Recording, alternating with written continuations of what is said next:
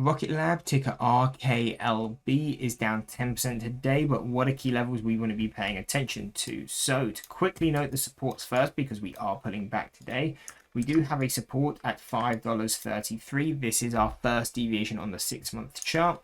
This is also quite nice because not only is it a key deviational level, but we can see this has been quite a significant level in the past, just from a normal technical area to be looking at. So that's quite a nice support. We'll see. I think we did literally hit this intraday. We can quickly check. Yeah, it missed it by 1 cent, but that's where we got the strong bounce. Slowly trending back down. So we'll see if we get that retest. We're a lot more likely to break. And if we do, what is going to be that next support level? And that would take us down to 490 as that key support from here.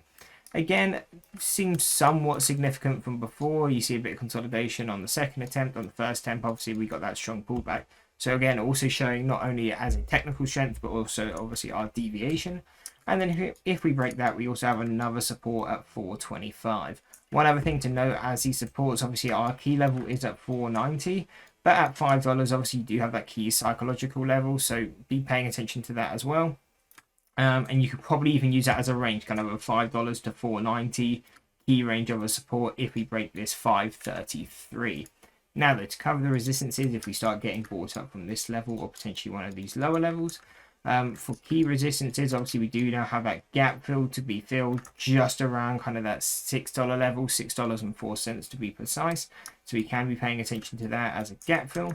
And if we go high, we then have the 685, 750 and 780 as further up resistances. And again, that's not too far-fetched, considering, again, you go back kind of a month or so, we were already sitting above those levels. So definitely a reasonable level that we could hit. So that, I guess that's really the main focus. But again, we are pulling back as of right now. So main focus on the supports of 533, 490, 425.